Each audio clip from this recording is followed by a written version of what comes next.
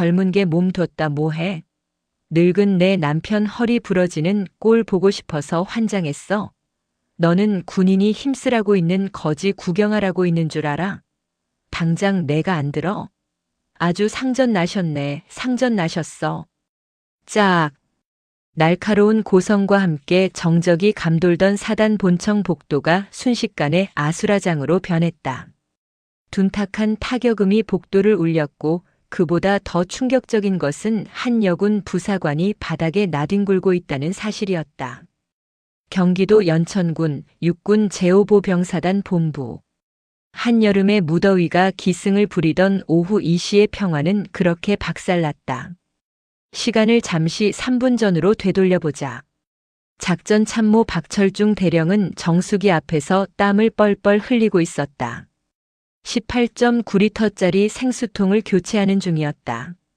과장님, 제가 하겠습니다. 무거우실 텐데 두십시오. 그 옆에서 안절부절 못하며 나서는 이는 그의 부관, 이하은 하사였다. 임관 3년 차 빠릿빠릿하고 일 잘하기로 소문난 그녀는 상관이 직접 무거운 물통을 들고 낑낑대는 모습이 송구스러웠다. 어허, 이 하사. 비켜봐. 내가 아직 힘은 장사야. 왕년에는 쌀가마니 메고 천리행군도 했어. 으라차. 박철중 대령은 호기롭게 웃으며 생수통을 번쩍 들어 올렸다. 굵은 핏줄이 불끈 솟아올랐다. 오, 과장님 대단하십니다. 아직 청춘이십니다. 이하은 하사는 분위기를 맞추기 위해 물개 박수를 칠 준비를 하며 활짝 웃었다. 권위적인 모습 대신 소탈하게 몸을 쓰는 상관의 모습이 꽤 보기 좋았기 때문이다. 바로 그때였다. 또각, 또각, 또각. 복도 끝에서부터 살기등등한 구두 굽소리가 들려왔다. 부대를 예고 없이 방문한 박 대령의 아내 최영자였다. 그녀는 지역에서 건물 몇 채를 가진 유지의 사모님으로 평소에도 콧대가 높기로 유명했다. 오늘따라 기분이 좋지 않았던 그녀의 눈에 믿을 수 없는 광경이 포착되었다. 그녀의 눈에는 상황이 전혀 다르게 보였다. 감히 새파랗게 어린 계집애가 내 귀한 남편한테 짐꾼 노릇을 시키고 옆에서 쪼개고 있어. 저게 지금 꼬리치는 거야 뭐야? 질투와 오해 그리고 평소 가지고 있던 특권 의식이 이성의 퓨즈를 끊어버렸다. 최영자의 눈이 뱀처럼 가늘어졌다. 그녀는 옆구리에 끼고 있던 금장 로고가 번쩍이는 묵직한 명품 핸드백을 고쳐 잡았다. 그 가방 안에는 수정 화장품이 가득 든 파우치와 장지갑, 그리고 남편에게 줄 현금 봉투가 들어있어 벽돌만큼이나 단단하고 무거웠다. 이 발칙한 년이. 최영자는 망설임 없이 핸드백을 휘둘렀다. 묵직한 가방의 금속 버클 부분이 정확히 이하은 하사의 이마를 강타했다. 퍽. 소름 끼치는 타격음과 함께 이하은 하사의 고개가 90도로 꺾였다. 악. 이하은 하사는 비명 한 번 제대로 지르지 못하고 바닥으로 고꾸라졌다. 쓰고 있던 전투모가 멀리 날아갔고 찢어진 이마에서는 붉은 선혈이 터져나와 전투복을 적셨다. 너무나 갑작스러운 기습이었다. 이게 무슨... 박철중 대령은 들고 있던 생수통을 쾅 내려놓으며 얼어붙었다. 눈앞에 자신의 아내가 씩씩거리는 숨을 몰아쉬며 서 있었다. 여보? 당신이 여기 왜? 당신은 비켜. 이 여우 같은 년 내가 오늘 머리털을 다 뽑아놓을 테니까. 최영자는 쓰러진 이하은 하사의 머리채를 휘어잡으려 했다. 이하은 하사는 띵한 머리를 부여잡고 뒷걸음질 쳤다. 피가 눈을 가려 앞이 잘 보이지 않았다. 사모님? 왜 이러십니까? 사모님? 어디서 꼬리를 쳐? 내 남편이 내 종이야? 어디 하늘 같은 대령님이 물을 가는데 옆에서 쳐웃고 있어? 가정교육을 독학으로 배웠니? 최영자의 입에서는 차마 담기 힘든 폭언들이 기관총처럼 쏟아져 나왔다. 복도의 소란을 듣고 행정병들과 다른 간부들이 하나둘씩 고개를 내밀었다. 상황이 이쯤 되면 정상적인 지휘관이라면 당연히 아내를 제지하고 부하의 상태를 살피는 게 먼저였다. 아니, 헌병을 불러도 모자랄 판이었다. 민간인이 군인에게 상해를 입혔으니까. 하지만 박철중 대령은 이하은 하사의 기대를 처참하게 배신했다. 그는 피를 흘리는 부하를 보고도 씩씩거리는 아내의 어깨를 감싸 안으며 허허실실 웃음을 터뜨린 것이다. 아이고 여보. 그만해 그만. 사람들 보잖아. 이거 안 나? 당신도 그래. 저런 계집애가 시키면 시키는 대로 다 해줘. 당신이 머슴이야? 내가 속상해서 정말 못 살아. 최영자가 남편의 가슴을 퍽퍽 치며 짐짓 눈물을 짜내는 신용을 했다. 그러자 박 대령의 입에서 믿을 수 없는 말이 튀어나왔다. 허허, 우리 마누라가 나를 너무 사랑해서 그러네. 질투가 좀 과하다니까. 알았어, 알았어. 내가 잘못했네.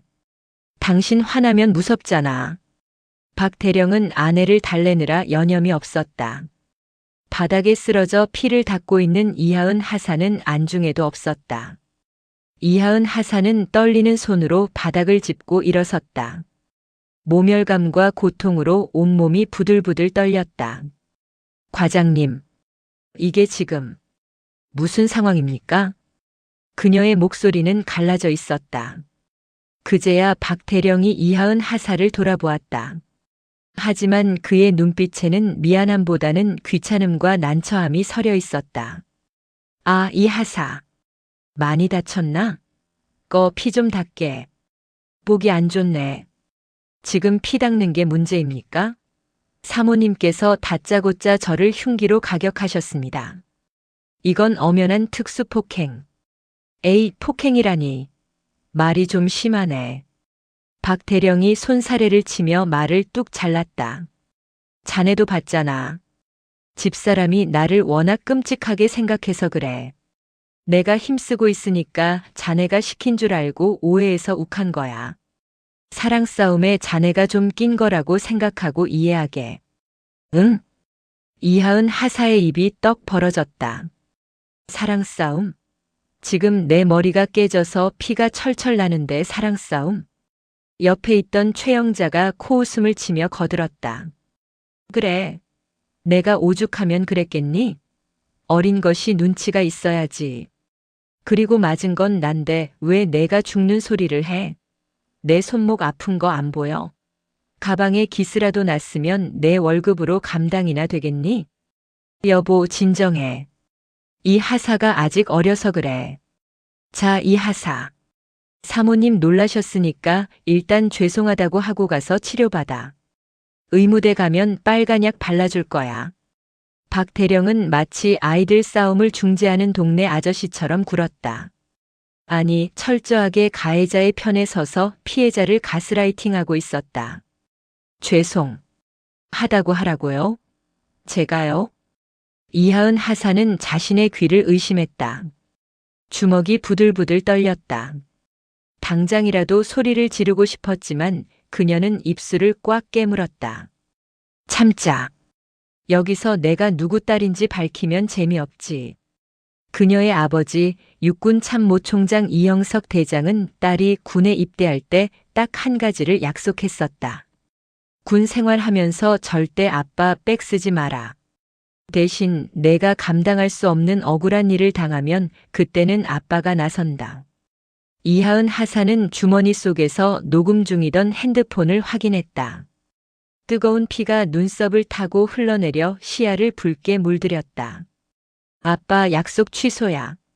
이건 내가 감당할 수준이 아니네. 그녀는 차갑게 식은 눈으로 두 부부를 번갈아 보았다. 과장님. 그래. 사과하려고. 아니요. 방금 그 말씀 그리고 사모님의 행동. 뼛속 깊이 후회하게 해드리겠습니다. 뭐? 이 자식이 지금 상관한테 협박하는 거야? 이하은 하사는 찢어진 이마를 손수건으로 누르며 서늘하게 대꾸했다. 협박이 아니라 통보입니다. 저는 군인이고 제복을 입은 상태에서 민간인에게 이유 없이 폭행당했습니다. 그리고 상관은 이를 묵인하고 2차 가해를 하셨습니다. 이 모든 상황 법대로 하겠습니다. 사과는 법정에서나 하십시오. 합의는 없습니다. 야, 이 하사, 너 거기 안 서? 이게 미쳤나? 박 대령의 고함이 등 뒤에서 들려왔지만 이하은 하사는 뒤도 돌아보지 않았다. 그녀는 의무대가 아닌 곧장 본청 1층에 있는 헌병 파견대를 향해 걸음을 옮겼다. 그녀의 발걸음마다 핏방울이 뚝뚝 떨어졌다. 그것은 앞으로 박 대령 부부가 흘리게 될 피눈물의 예고편이었다. 야, 이하은, 너 지금 제정신이야? 헌병, 고소. 헌병 파견대 조사실 문이 쾅 열리며 박철중 대령이 들이닥쳤다. 그의 얼굴은 불그락푸르락해져 있었다. 뒤따라 들어온 헌병 중대장이 난처한 표정으로 쩔쩔매고 있었다.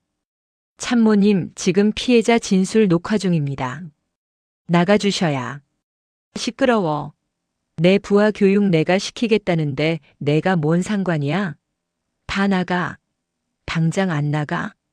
박 대령의 서슬퍼런 고함에 헌병들이 쭈뼛거리며 밖으로 나갔다. 좁은 조사실에는 이마에 거즈를 붙인 이하은 하사와 씩씩거리는 박 대령 단둘만 남았다. 이하은 하사는 피가 멈추지 않아 급하게 의무대에서 응급처치만 받고 온 상태였다. 하얀 거즈 위로 붉은 피가 배어나오고 있었지만 박 대령의 눈에는 그것이 보이지 않는 듯 했다. 이 하사, 내가 좋게 말할 때 고소 취하해. 집사람이 놀라서 청심환까지 먹었어. 내가 감히 상관 와이프를 전과자로 만들 셈이야? 박 대령이 책상을 쾅 내리치며 윽박질렀다. 과장님, 사모님이 놀란 게 중요합니까? 제 머리가 찢어진 게 중요합니까? 그리고 전과자는 제가 만드는 게 아니라 사모님이 스스로 되시는 겁니다. 이하은 하사의 목소리는 낮지만 단단했다. 그 태도가 박 대령의 자존심을 긁었다. 이게 진짜 보자 하니까? 너 군 생활 여기서 끝내고 싶어? 장기 복무 심사 내 손안에 있는 거 몰라? 내가 부적합 도장 한 번만 찍으면 너는 바로 옷 벗고 나가야 해. 전형적인 협박이었다. 인사고과를 무기로 한 비열한 입막음. 하지만 이하은 하사는 눈 하나 깜짝하지 않았다. 협박하십니까? 이것도 추가 진술에 포함하겠습니다. 기가 막혀서. 야, 이하은. 너 집에서 그렇게 가르치더냐? 어른이 훈계하면 듣는 신용이라도 해야지. 어디서 눈을 동그랗게 뜨고 대들어? 박 대령은 의자를 발로 차며 비아냥거리기 시작했다. 논리로 안 되니 이제는 인신공격을 선택한 것이다. 너네 아버지 뭐 하시냐? 집구석 형편이 어려워서 군대 왔어? 그래서 돈 좀 뜯어내 보려고 합의금 장사하는 거냐고 지금. 선을 넘어도 한참 넘었다. 부모님을 들먹이는 패륜적인 발언. 이하은 하사의 눈썹이 꿈틀거렸다.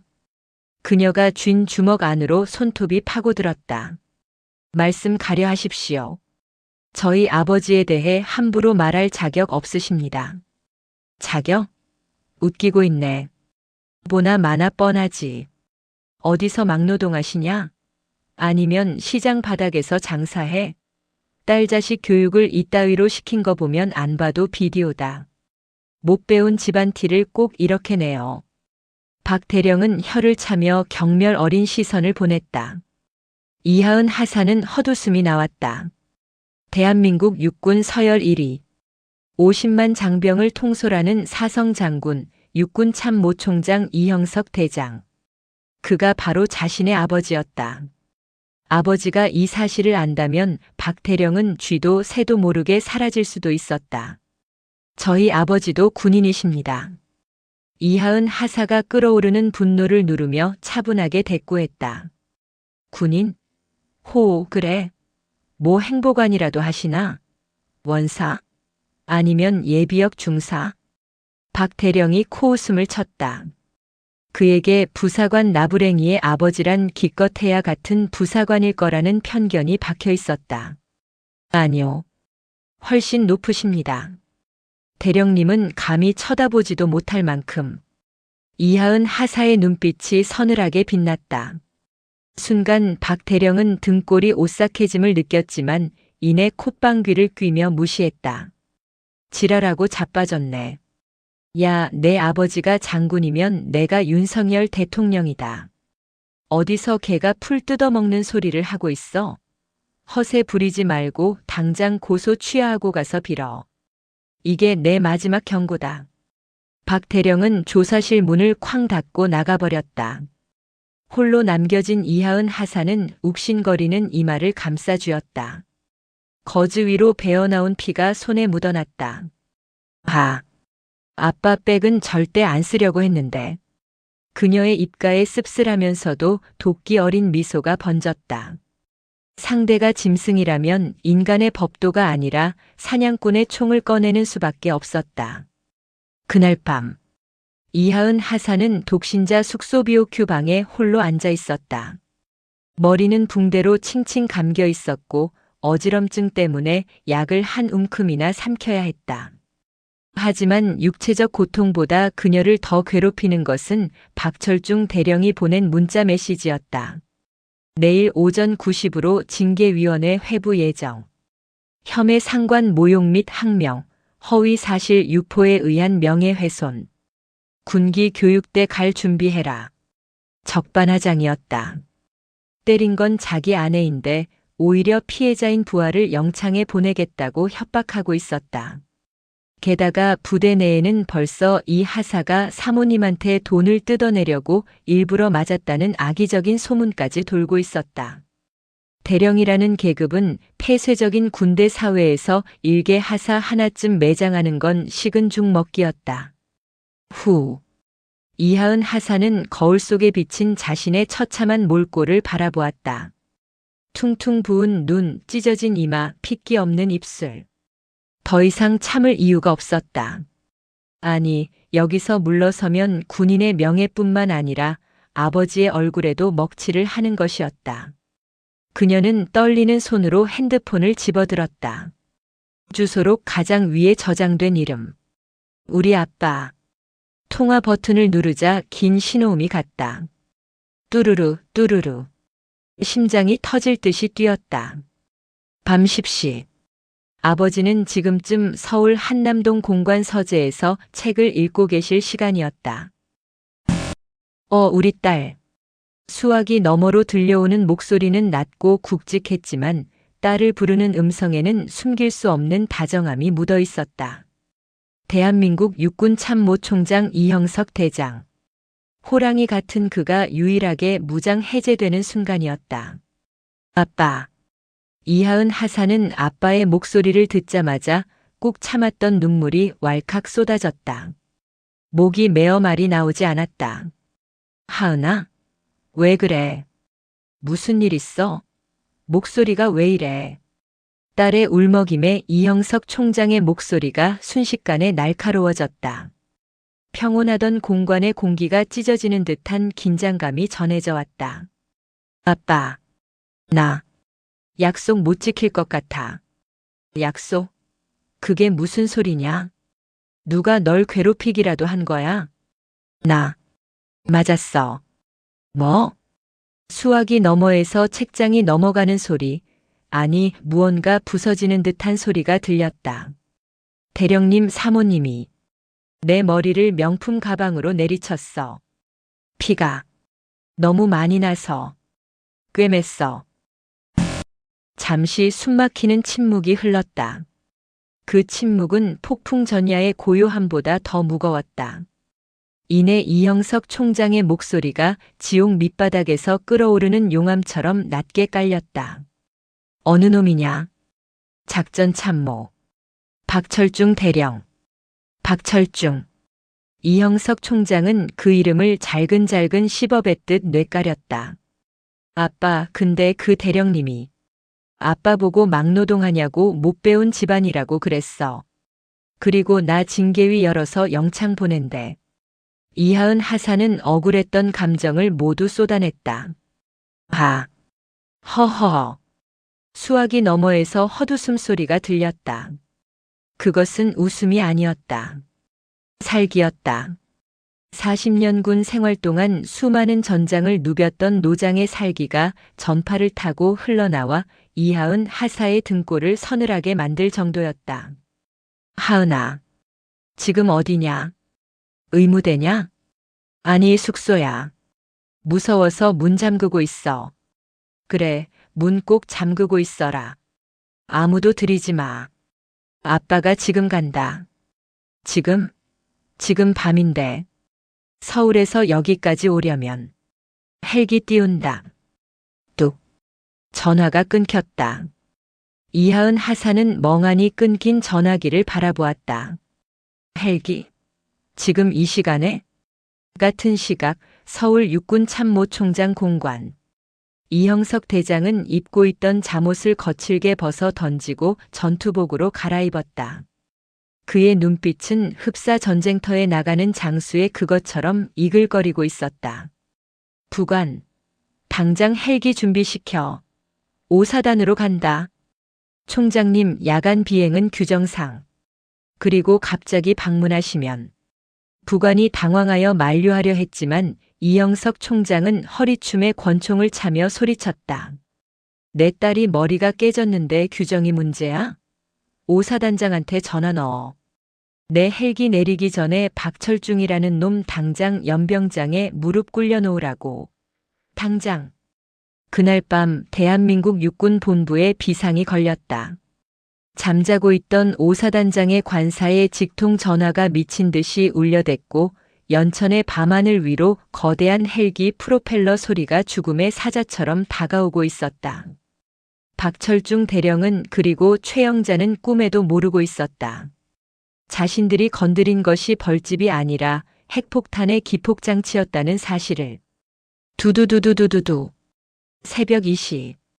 경기도 연천군의 고요한 밤하늘을 찢어발기는 굉음이 울려 퍼졌다.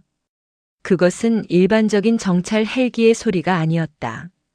묵직하고 거대한 위압감이 공기를 짓누르는 소리였다. 제5보병 사단장 김영수 소장 투스타은 관사 침대에서 튕겨 나가듯 일어났다. 무슨 소리야? 전쟁 났어?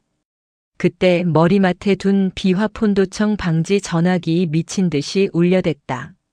발신자는 육군본부 상황실이었다. 통신보안, 사단장입니다. 수화기 너머의 목소리는 다급함을 넘어 공포에 질려 있었다. 충성, 사단장님, 지금 육군 참모총장님 헬기가 사단 본부 연병장으로 접근 중입니다. 착륙 5분 전입니다. 뭐? 총장님? 이 밤중에 예고도 없이? 김 소장은 자신의 귀를 의심했다. 육군 서열 1위가 최전방 부대에 그것도 새벽 2시에 헬기를 타고 온다는 건 단 한 가지 경우뿐이었다. 전쟁이 났거나 그에 준하는 초비상 사태가 발생했거나 당장 참모들 소집해 위병소 개방하고 아니 내가 직접 나간다. 의전 준비고 나발이고 당장 불부터 켜. 사단장은 짝짝이 양말을 신은 줄도 모르고 전투복 상의 단추를 잘못 꿰며 밖으로 뛰쳐나갔다. 그의 등줄기에서 식은땀이 비오듯 쏟아졌다. 도대체 우리 부대에서 무슨 일이 터진 거지? 북한군이 넘어왔나? 아니면 무기고가 털렸나? 같은 시각 사단 영내 관사에서 꿀잠을 자고 있던 작전 참모 박철중 대령도 요란한 헬기 소리에 눈을 떴다. 뭐야 시끄럽게. 옆에서 자던 아내 최영자가 짜증 섞인 목소리로 뒤척였다. 여보, 헬기 소리 같은데? 무슨 훈련 있나 봐. 시끄러워 죽겠네. 저것들 하여튼 유난이라니까. 박 대령은 부스스한 눈을 비비며 창밖을 내다보았다. 연병장 쪽이 대낮처럼 환하게 밝혀지고 있었다. 그는 순간 묘한 기대감에 사로잡혔다. 가만. 총장님이 지난번 작전회의 때 내 브리핑을 인상 깊게 보셨다고 했지. 혹시 이번 장군 진급 심사 앞두고 나를 격려하러 깜짝 방문하신 건가? 박 대령의 입꼬리가 스르르 올라갔다. 흔히 있는 일은 아니지만 지휘관이 총애하는 부하를 격려하기 위해 파격적인 행보를 보이는 경우가 종종 있었다. 여보, 일어나봐. 총장님 오신 것 같아. 뭐? 총장? 그 별 4개짜리? 그래. 아무래도 나 별 달아주려고 오신 것 같다니까. 내가 말했잖아. 나 이번에 진급 유력하다고. 최영자도 벌떡 일어났다. 그녀의 눈이 탐욕으로 반짝거렸다. 낮에 있었던 하사 나부랭이와의 실랑이는 까맣게 잊은 지 오래였다. 어머 어머. 그럼 당신 이제 장군 되는 거야? 나 장군 사모님 되는 거네. 아이고 빨리 나가봐. 옷 매무새 다듬고. 박 대령은 허둥지둥 전투복을 갖춰 입었다. 거울을 보며 경례 연습까지 했다. 충성. 작전 참모 박철중 총장님의 방문을 환영합니다. 완벽했다. 그는 자신이 대한민국 육군의 미래라고 착각하며 콧노래를 흥얼거리며 현관문을 나섰다. 그것이 자신의 군 생활, 아니 인생의 마지막 출근길이 될 줄은 꿈에도 모른 채 연병장에는 이미 거대한 모래바람을 일으키며 UH-60 블랙호크 헬기가 착륙하고 있었다. 프로펠러가 멈추기도 전에 문이 열렸다. 사단장과 참모들이 줄지어 서서 경례를 올렸다. 충성. 우렁찬 경례 구호 속에서 헬기에서 내린 인물은 단 한 명. 육군 참모총장 이형석 대장이었다. 그는 평소에 온화한 지장의 모습이 아니었다. 전투복 소매를 걷어붙이고 베레모를 깊게 눌러 쓴 그의 눈빛에서는 시퍼런 안광이 뿜어져 나왔다. 수행 비서도 의전 장교도 없이 홀로 내린 그의 허리춤에는 권총이 차여 있었다. 총장님, 오사단장 소장 김영수입니다. 방문을 환. 사단장이 달려나가 악수를 청하려 했으나 이영석 총장은 그 손을 거들떠보지도 않고 지나쳤다. 박철중 어딨어? 낮고 굵은 목소리. 하지만 그 안에 담긴 살기는 주변의 공기를 얼어붙게 만들었다. 네. 아, 작전 참모 말씀이십니까? 지금 관사에서 오고 있을. 당장 내 눈앞에 끌고 와. 1분 준다. 사단장은 그제야 사태가 심상치 않음을 깨달았다. 격려 방문이 아니었다. 이건 처형을 위한 방문이었다. 그때 멀리서 박철중 대령이 헐레벌떡 뛰어오는 모습이 보였다. 충성. 작전 참모 대령 박철중. 총장님의 방문을. 박 대령은 숨을 헐떡이며 환한 미소로 경례를 붙였다. 총장의 표정을 읽지 못한 죄였다. 이형석 총장은 천천히 박 대령에게 걸어갔다. 뚜벅뚜벅. 군화 소리가 박 대령의 심장 박동 소리와 겹쳐졌다. 자네가 박철중인가? 예, 그렇습니다. 뵙게 되어 영광. 영광?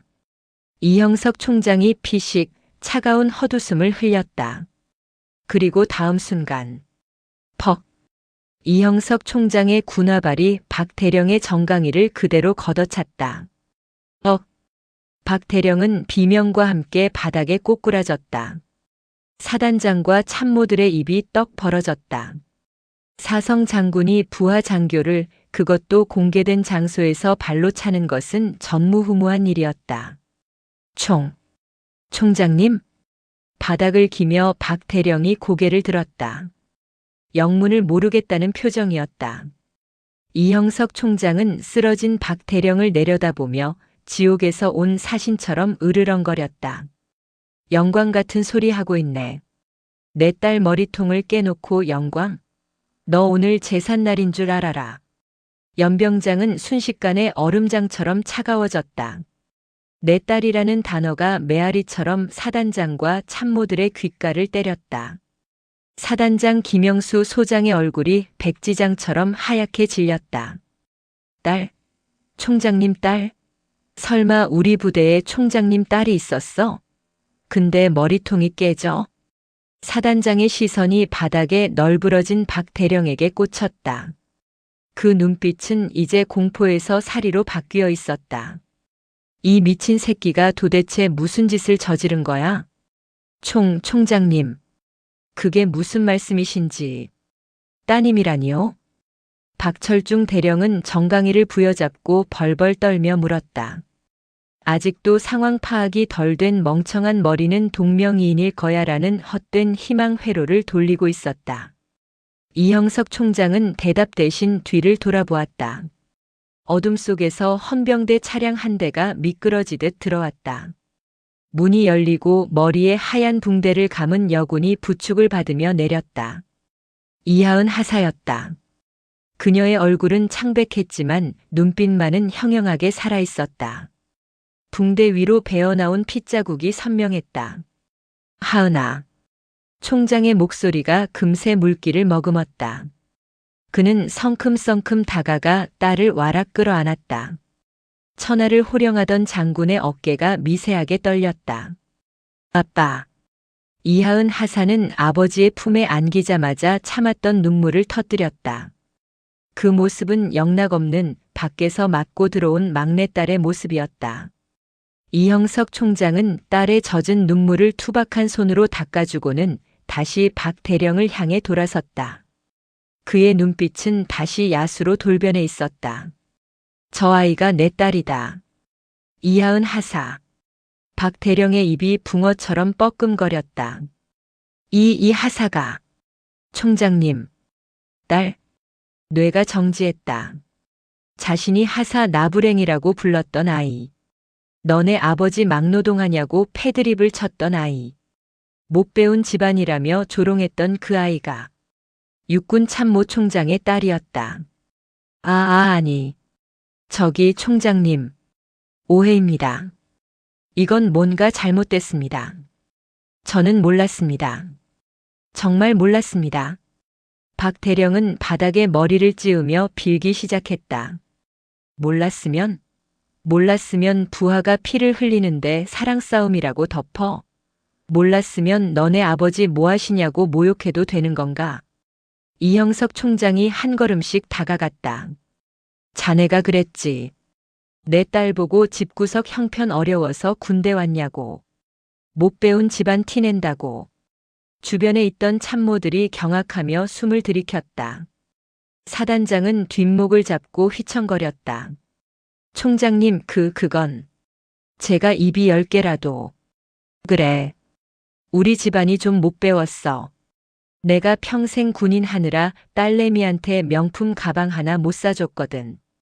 그래서 자네 아내가 대신 명품 가방으로 교육을 시켜줬나 보군. 머리가 찢어질 정도로. 총장의 목소리는 차분해서 더 무서웠다. 박철중 대령. 예. 대령 박철중. 자네 계급장 떼라. 네. 지금 당장 떼라고. 내 눈앞에서 그 더러운 계급장 안 보이게 하란 말이다. 총장의 호령에 사단장이 직접 뛰어들었다. 사단장은 박 대령의 멱살을 잡고 일으켜 세우더니 그의 전투복에 붙은 대령 계급장을 거칠게 뜯어버렸다. 찍! 벨크로가 뜯겨나가는 소리가 박 대령의 심장이 찢어지는 소리 같았다.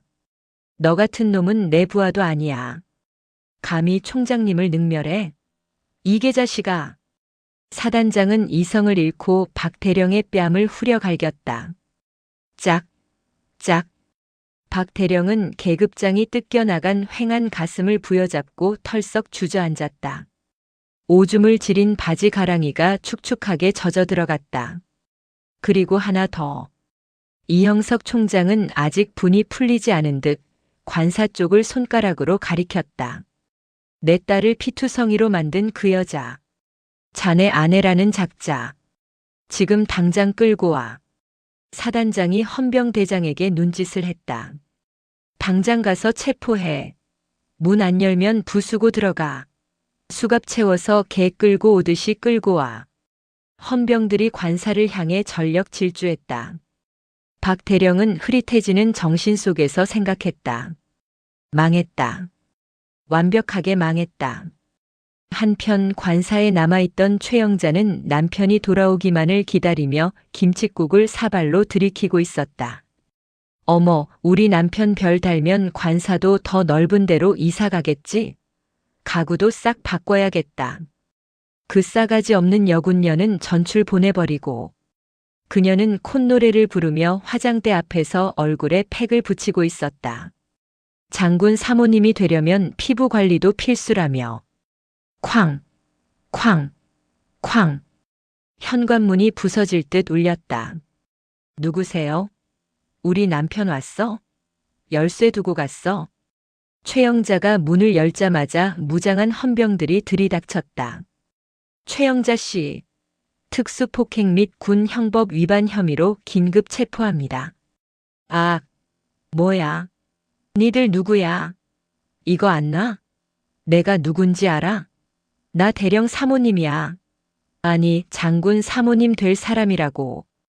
최영자는 팩이 떨어진 줄도 모르고 발악했다. 하지만 헌병들은 자비가 없었다. 그녀의 팔을 뒤로 꺾고 차가운 수갑을 채웠다. 장군 사모님? 꿈 깨십시오. 당신 남편은 지금 당신 때문에 옷 벗게 생겼으니까. 뭐? 그게 무슨 소리야? 최영자는 잠옷바람에 맨발로 질질 끌려 나왔다. 연병장까지 가는 길은 멀고도 험했다.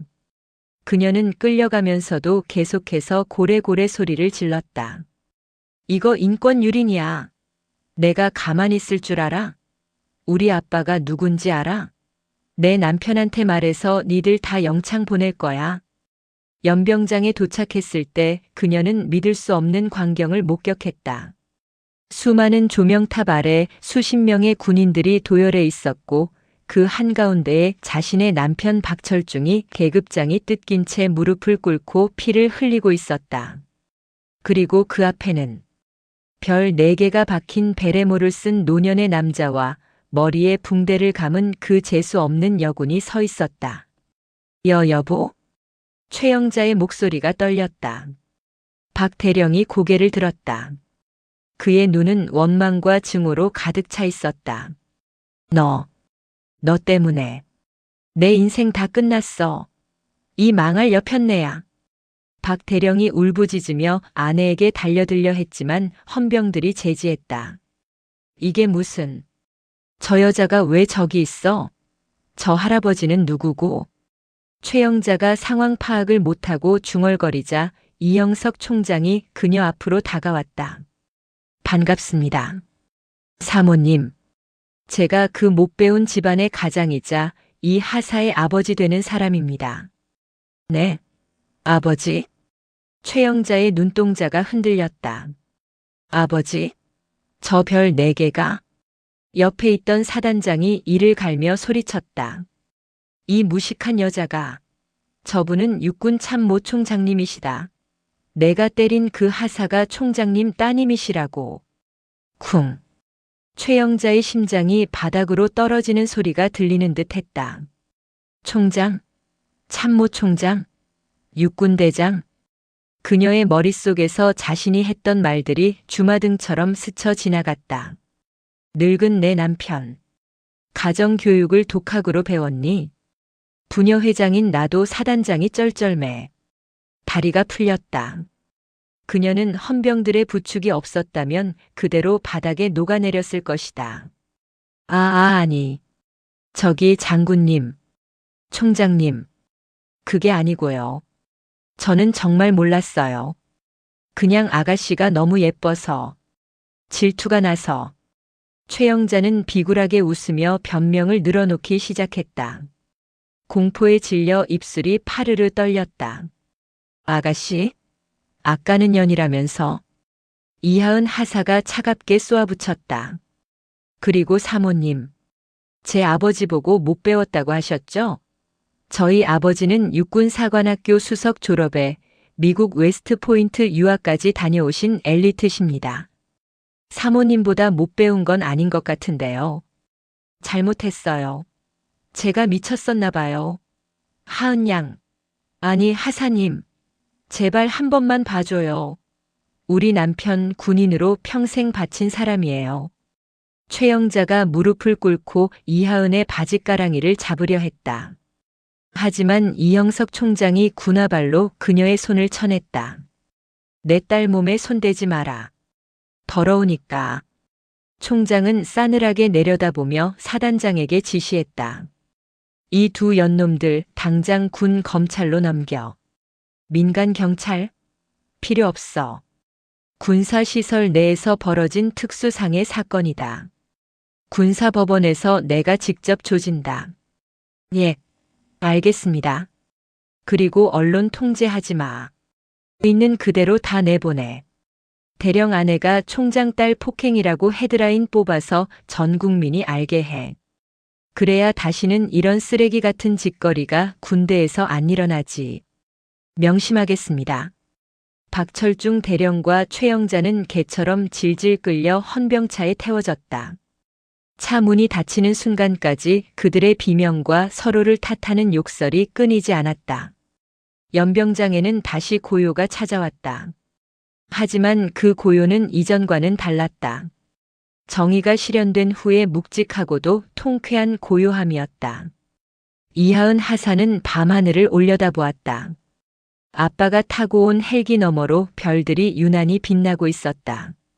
이제 시작이야. 법정에서 진짜 지옥을 보여줄게. 피고인 최영자, 피고인 박철중. 들어오세요. 육군본부 보통군사법원 제1호 법정. 무거운 공기가 흐르는 이곳에 수의를 입은 두 남녀가 끌려 들어왔다. 불과 며칠 전까지만 해도 대령 사모님, 차기 장군이라 불리며 어깨에 힘을 주고 다니던 최영자와 박철중이었다. 하지만 지금 그들의 몰골은 처참했다. 최영자는 화장기 없는 푸석한 얼굴에 머리는 산발이었고 박철중은 수염이 덥수룩하게 자라 10년은 늙어 보였다. 방청석은 발 디딜 틈이 없었다. 하지만 일반적인 재판과는 분위기가 완전히 달랐다. 방청석의 앞줄을 채운 것은 다름 아닌 별들이었다. 이하은 하사의 아버지인 이영석 총장의 동기, 후배, 그리고 군의 주요 지휘관들이 내 딸 같은 아이가 당한 일에 공분하여 무언의 압박을 주기 위해 제복을 갖춰 입고 앉아 있었다. 그들이 뿜어내는 위압감에 박철중은 다리가 풀려 자리에 앉지도 못하고 휘청거렸다. 재판장님, 저는 억울합니다. 이건 함정입니다. 최영자가 자리에 앉자마자 발작하듯 소리쳤다. 그녀의 국선 변호인이 기겁하며 말렸지만 소용없었다. 사설 로펌들은 이 부부의 변호를 모두 거절했다. 육군 참모총장을 적으로 돌리는 미친 짓을 할 변호사는 대한민국에 없었기 때문이다. 함정? 피고인, 지금 법정을 모독하는 겁니까? 군 판사의 목소리가 서리발처럼 차가웠다. 아니, 저 여자가, 저 하사가 총장 딸인 걸 숨겼잖아요. 알았으면 제가 그랬겠어요? 이건 기망행위라고요. 방청석에서 웅성거림과 함께 야유가 터져나왔다.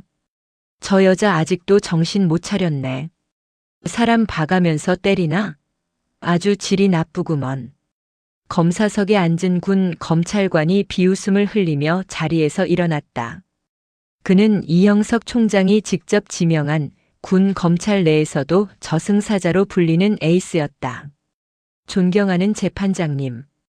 피고인 최영자는 특수상해, 모욕, 공무집행방해 혐의를 받고 있으며 피고인 박철중은 직무유기, 협박, 상관 모욕 등의 혐의를 받고 있습니다. 여기 그날의 CCTV 영상과 녹취록을 증거로 제출합니다. 대형 스크린에 그날의 참사가 고화질로 재생되었다. 퍽. 핸드백이 이하은 하사의 머리를 강타하고 피가 튀는 장면. 젊은 게 몸뒀다 뭐해? 라는 최영자의 표독스러운 고함. 그리고 박철중의 사랑 싸움이니까 참아라. 라는 망언. 법정 안은 찬물을 끼얹은 듯 고요. 특히 박철중이 낄낄거리며 아내 편을 드는 장면에서는 방청석에 앉아있던 장군들이 주먹을 꽉 쥐는 소리가 들릴 정도였다. 영상이 끝나자 검찰관이 녹취록의 하이라이트를 재생했다. 너네 아버지 뭐 하시냐? 어디서 막노동하시냐? 못 배운 집안 티를 꼭 이렇게 내요. 박철중의 목소리가 법정에 쩌렁쩌렁 울렸다. 순간 방청석 맨 앞줄에 앉아있던 이영석 참모총장이 천천히 눈을 감았다 떴다. 그 작은 움직임만으로도 법정의 온도가 10도는 내려가는 듯 했다. 박철중은 고개를 들 수가 없었다. 쥐구멍이 있다면 숨고 싶었다. 자신의 목소리가 자신의 경솔한 혀가 스스로의 목을 조르는 밧줄이 되어 있었다. 피고인 박철중. 대답해 보십시오. 피해자의 아버지가 막노동을 하면 딸이 머리가 깨져도 참아야 하는 겁니까? 검찰관의 추궁에 박철중은 입술을 달달 떨었다. 그게 아닙니다. 저는 그저 부하를 훈계하는 차원에서. 훈계? 부모를 모욕하고 협박하는 게 훈계입니까? 당신은 지휘관 자격이 없습니다. 아니, 군복을 입을 자격조차 없습니다. 검찰관의 맹공에 박철중의 변호인은 한마디도 반박하지 못했다. 반박할 논리가 없었기 때문이다. 그때 증인석에 이하은 하사가 들어섰다. 붕대는 풀었지만 이마에는 선명한 흉터가 남아 있었다. 그녀는 떨지 않았다. 당당하고 고고한 모습이 흡사잔 다르크와 같았다. 증인. 피고인들에게 처벌을 원하십니까? 판사의 질문에 이하은 하사는 최영자와 박철중을 똑바로 응시했다. 네. 강력한 처벌을 원합니다. 합의할 생각은 없습니까? 없습니다. 저들은 저에게 단 한 번도 진심으로 사과하지 않았습니다. 아버지가 참모총장인 걸 알게 된 후에야 권력에 굴복해 비는 척했을 뿐입니다. 만약 제 아버지가 진짜 힘없는 분이었다면 저는 지금쯤 억울한 누명을 쓰고 군에서 쫓겨났을 겁니다. 그녀의 말 한마디 한마디가 비수가 되어 박철중 부부의 가슴에 꽂혔다. 저들은 강약약강의 전형입니다. 약자에게 잔혹하고 강자에게 비굴한 자들이 군 가족 그리고 지휘관이라는 사실이 치욕스럽습니다. 법이 허용하는 가장 무거운 벌을 내려주십시오. 방청석에서 박수가 터져 나왔다.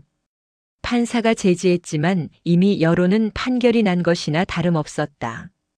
최영자는 분에 못 이겨 벌떡 일어났다. 야, 이 어린 년아. 내가 너 때문에 감방에서 무슨 꼴을 당했는지 알아? 우리 남편 인생 망쳐놓으니까 시원해? 너네 아빠가 총장이면 다야? 피고인, 앉으세요. 교도관들이 최영자를 강제로 자리에 앉혔다. 이하은 하사는 픽 웃으며 마이크에 대고 나직이 말했다. 아줌마. 아니, 죄수 번호 2460번. 우리 아빠가 총장이라서 다행인 줄 아세요. 아니었으면 당신은 법정이 아니라 내 손에 죽었을 테니까. 그 서늘한 눈빛에 최영자는 히 소리를 내며 움츠러들었다. 그제야 깨달았다. 자신이 건드린 건 순한 양이 아니라 발톱을 숨기고 있던 맹수였다는 것을. 일주일 뒤 선고 공판. 법정 앞은 아침부터 취재진으로 인산인해를 이루었다. 대령 아내의 갑질 폭행, 오늘 판결 참모총장 딸 건드린 부부 몰락의 끝은? 인터넷 뉴스 댓글창은 징역 10년 때려라, 재산 몰수해라라는 네티즌들의 분노로 도배되어 있었다. 법정에 들어선 박철중과 최영자는 일주일 전보다 더 초췌해져 있었다. 특히 최영자는 구치소에서 다른 수감자들에게 갑질하다 들어온 년이라며 왕따를 당해 멘탈이 나가 있는 상태였다. 주문. 재판장이 판결문을 읽기 시작하자 정적이 흘렀다. 피고인 최영자는 군사시설 내에서 흉기를 사용하여 군인을 폭행하고 모욕적인 언사로 군의 사기를 저하시켰다. 또한 반성의 기미 없이 피해자를 탓하는 등 죄질이 매우 불량하다. 이에 피고인 최영자를 징역 3년에 처한다. 쾅. 3년. 실형이었다. 집행유예 따위는 없었다. 최영자의 입에서 아이고 하는 곡소리가 터져 나왔다. 계속해서 피고인 박철중. 박철중이 움찔하며 고개를 숙였다. 피고인은 고위 장교로서 부하를 보호해야 할 의무를 저버리고 배우자의 범죄를 방조했다. 또한 피해자에게 인사불이익을 암시하며 협박하고 피해자의 가족을 모욕하는 등 장교로서의 품위를 심각하게 훼손했다. 이에 피고인을 징역 1년 6월에 처하며 파면 불명의 전역을 선고한다. 쾅, 쾅, 쾅. 파면. 군인에게 사형 선고나 다름없는 형벌이었다. 연금은 전액 박탈되고 퇴직금은 반토막이 난다. 대령 계급장은 쓰레기통에 처박히고 그는 이제 전과자이자 백수가 되는 것이다. 안 돼. 안 돼. 내 연금. 내 계급장. 박철중이 바닥을 치며 울부짖었다. 평생을 바쳐 올라간 자리가 아내의 핸드백 한 방과 자신의 주둥이 때문에 날아가 버렸다. 재판이 끝나고 두 사람이 호송차로 끌려가기 전 복도에서 잠시 대기하는 시간이 있었다.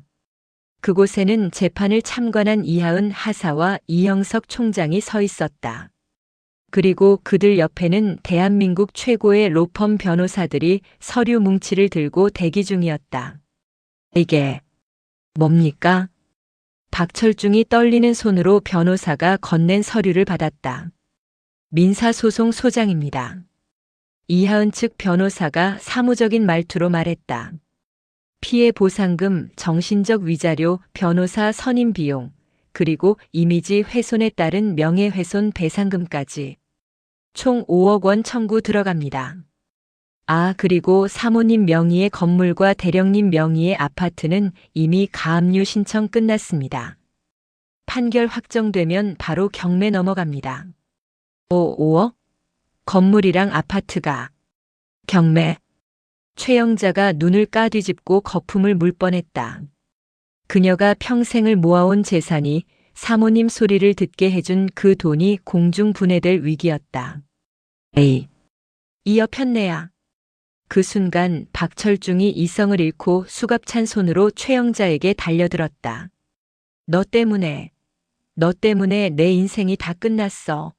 물통 가는 거 그냥 보고 있지. 왜 나서서 지랄을 해가지고. 내 연금 물어내. 내 별 물어내란 말이야. 박철중이 최영자의 머리채를 잡고 흔들었다. 아, 이거 안 나? 그러게 당신이 말렸어야지. 남편이 돼가지고 쪼다같이 웃고만 있고. 당신이 총장 딸인 거 미리 알았으면 내가 그랬겠냐고. 이 무능한 인간아. 최영자도 지지 않고 박철중의 얼굴을 핥히었다. 이거 나. 너 죽고나 죽자. 법원 복도는 순식간에 개싸움 판이 되었다. 교도관들이 달려들어 두 사람을 뜯어 말려야 했다. 서로를 죽일 듯이 노려보며 욕설을 퍼붓는 그들의 모습에서 사랑꾼 부부의 모습은 온데간데 없었다. 그 추태를 지켜보던 이하은 하사가 천천히 다가갔다. 그녀의 눈빛은 경멸조차 아깝다는 듯 건조했다. 보기 좋네요. 사랑이 너무 과해서 죽여버리고 싶으신가 봐요. 이하은의 비웃음에 두 사람은 동작을 멈췄다. 대령님. 아니, 박철중 씨. 그리고 최영자 씨. 이하은은 싸늘하게 내려다보며 마지막 쐐기를 박았다. 감옥에서 썩는 동안 뼈저리게 느끼세요. 당신들이 무시했던 그 젊은 하사가 그리고 못 배운 집안이 당신들을 어떻게 짓밟아주는지. 평생 가난과 후회 속에서 서로를 원망하며 사세요. 그게 내 복수니까. 하은 양. 제발. 한 번만. 우리 아들 대학 등록금은 남겨줘야지. 최영자가 뒤늦게 바짓가랑이를 잡으려 했지만 이하은은 미련 없이 뒤돌아섰다. 아빠 가자. 밥맛 떨어진다. 그래. 맛있는 거 사주마. 이형석 총장이 딸의 어깨를 감싸 안으며 걸어갔다. 두 사람의 뒷모습은 거대한 산처럼 웅장했다.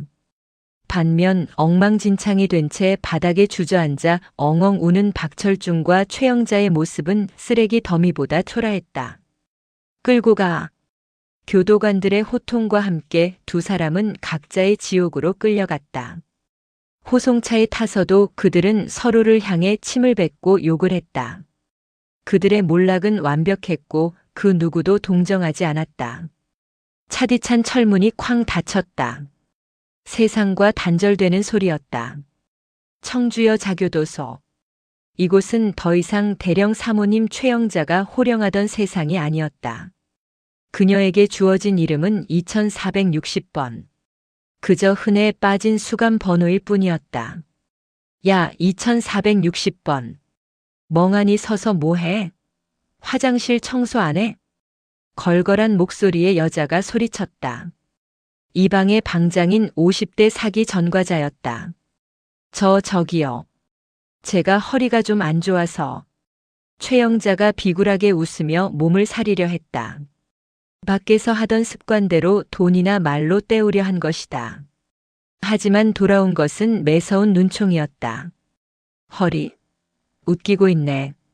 젊은 군인 머리통을 명품 가방으로 내리칠 힘은 있고 변기 닦을 힘은 없어. 뉴스 봐서 다 아니까 수작 부리지 마. 아니. 그래도 제가 사회에 있을 때는. 아이고 사모님 납셨네. 야. 여기 사모님 오셨단다. 다들 인사 안 받냐? 방장의 비아냥에 다른 수감자들이 킬킬거리며 비웃었다. 사모님은 무슨 갑질하다 들어온 주제에 총장 딸을 건드렸다며? 간도 크지. 재수 없으니까 빨리 가서 변기나 닦아. 냄새 나게 하지 말고. 최영자는 입술을 깨물며 화장실로 들어갔다. 고무 장갑을 낀 손이 부들부들 떨렸다. 역한 냄새가 코를 찔렀다. 불과 한 달 전만 해도 백화점 VIP 라운지에서 커피를 마시던 그녀였다. 으흑, 으흐흑. 변기를 닦으며 그녀는 서러움에 눈물을 쏟았다. 하지만 그녀를 위로해줄 사람은 아무도 없었다. 남편? 그 인간은 지금쯤 더 지옥에 있을 테니까. 한편 국군교도소. 박철중은 넋이 나간 사람처럼 벽만 바라보고 있었다. 그의 가슴에는 그토록 자랑스러워하던 대령 계급장 대신 노란색 수감 번호표가 붙어 있었다. 4885번 박철중. 면회. 교도관의 말에 박철중이 벌떡 일어났다. 혹시 아내가 보낸 변호사일까? 아니면 총장님이 용서해 주신다는 소식일까? 하지만 면회실 유리병 너머에 앉아 있는 사람은 법원 집행관이었다. 박철중 씨 맞습니까? 여기 서류 확인하시죠. 집행관이 유리병 밑으로 서류 봉투를 밀어 넣었다. 박철중은 떨리는 손으로 봉투를 열었다. 이혼 소장 및 위자료 청구 소송. 부동산 임의 경매 개시 결정 통지서. 눈앞이 캄캄해졌다. 아내 최영자가 감옥에 가기 직전 옥중에서 이혼 소송을 제기한 것이다. 에이, 이 여편네가 미쳤나? 지가 사고 쳐놓고 이혼? 그리고 피해자 측에서 청구한 손해배상금 5억 원 지급 판결이 확정되었습니다. 현재 보유하신 아파트와 예금 채권은 모두 압류되었으며 군인 연금 또한 전액 굽고 환수 조치되었습니다. 집행관은 사무적으로 할 말만 하고 자리에서 일어났다. 잠깐만요. 그럼 저는요? 저는 나가면 어디서 살아요? 빈털터리로 나가라는 겁니까? 박철중이 유리를 두드리며 절규했다. 그건 저희 알 바 아닙니다. 죗값 치르고 나가서 막노동을 하든 폐지를 줍든 알아서 하십시오. 아 참. 피해자 아버님이 막노동 무시하지 말라고 전해달라시더군요. 집행관은 비릿한 미소를 남기고 나가버렸다. 아, 박철중은 면회실 바닥을 구르며 통곡했다. 불명의 저녁. 이혼. 파산. 전과자. 모든 것이 끝났다. 그가 쌓아올린 30년 군 생활과 명예, 그리고 재산이 그의 오만함과 아내의 탐욕 때문에 먼지처럼 사라져버렸다. 그날 밤 독방에 갇힌 박철중은 차가운 바닥에 누워 생각했다. 그때 물통을 내가 갈지 말걸. 아니, 아내가 때렸을 때 바로 무릎 꿇고 빌걸. 아니, 그 전에 부하를 가족처럼 아끼지 않고 내 권력의 도구로만 생각했던 그 썩어빠진 마음부터가 잘못이었다는 것을. 하지만 깨달음은 언제나 너무 늦게 찾아오는 법이었다. 계절이 바뀌어 연천의 산자락에 붉은 단풍이 물들기 시작했다. 제5보병사단 본청 앞 연병장은 구름 한 점 없이 맑은 가을 하늘 아래서 성대한 행사를 준비하고 있었다. 부대 차렷. 연대장의 구령에 맞춰 수천 명의 장병들이 일사불란하게 정렬했다. 오늘은 창설 기념일이자 유공자 표창 수여식이 있는 날이었다. 단상 위에는 사단장 김영수 소장이 서 있었고 그 옆에는 특별 손님으로 육군 참모총장 이영석 대장이 참석해 자리를 빛내고 있었다. 다음은 표창 수여가 있겠습니다. 호명된 인원은 단상 앞으로.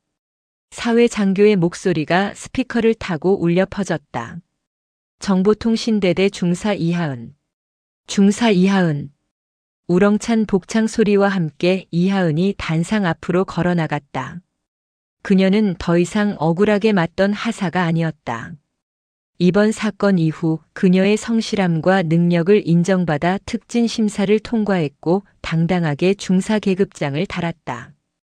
이마의 상처는 옅어졌지만 그녀의 눈빛은 더욱 깊고 단단해져 있었다. 이하은이 단상 위에 오르자 사단장이 아닌 이영석 총장이 직접 표창장을 집어들었다. 공식적인 자리였기에 아버지와 딸이 아닌 참모 총장과 부하 군인으로서 마주섰다. 표창장. 중사 이하은. 귀관은 평소 투철한 군인 정신으로 임무를 수행하였으며 특히 불의의 사건 앞에서도 군의 명예와 위상을 지키기 위해 의연하게 대처한 공로가 지대하므로 이에 표창함. 육군 참모총장 대장 이영석. 이하은은 절도 있게 경례를 올렸다. 단결. 단결. 이영석 총장은 딸의 가슴에 표창장을 안겨주며 아주 작은 목소리로 속삭였다. 고생했다. 내 딸. 그 짧은 한마디에 이하은의 눈시울이 붉어졌다. 하지만 그녀는 울지 않았다. 군인은 제복을 입고 있을 때 눈물을 보이지 않는 법이라고 아버지가 가르쳐 주셨으니까. 총장은 딸의 어깨를 2번 두드려주고는 마이크 앞에 섰다. 연병장에 모인 장병들을 바라보는 그의 눈빛은 엄격하면서도 따뜻했다. 사랑하는 5사단 장병 여러분. 나는 오늘 단순히 내 딸을 칭찬하기 위해 온 것이 아니다. 총장의 목소리에 힘이 들어갔다.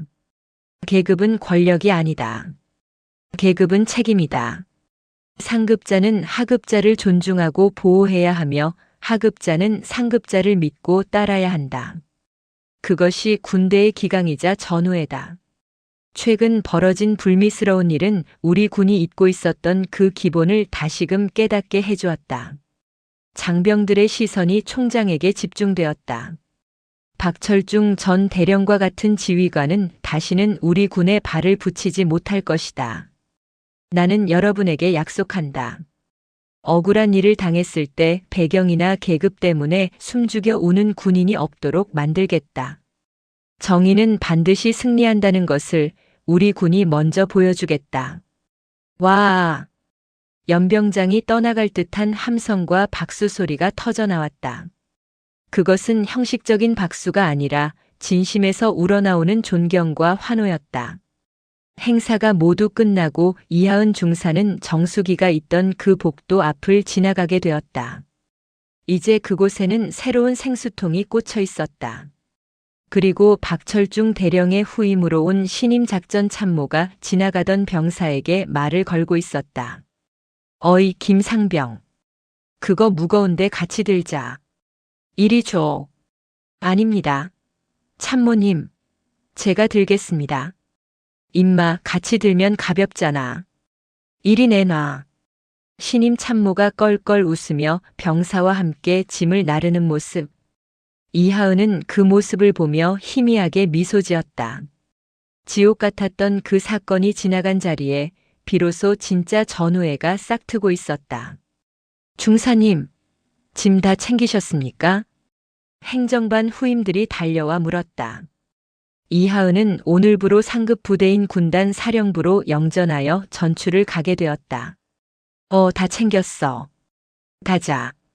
이하은은 정들었던 그리고 아팠던 본청 건물을 마지막으로 돌아보았다. 끔찍했던 기억은 이제 흉터처럼 흐릿해졌고 앞으로 나아갈 길은 가을 하늘처럼 맑았다. 그녀는 머리 위에 베레모를 고쳐 쓰고 당당하게 발걸음을 옮겼다. 그녀의 군화 소리가 경쾌하게 복도를 울렸다. 또각, 또각. 그 소리는 예전 최영자의 구두 소리처럼 날카롭지 않았다. 누구보다 단단하고 정의로운 군인의 발걸음 소리였다.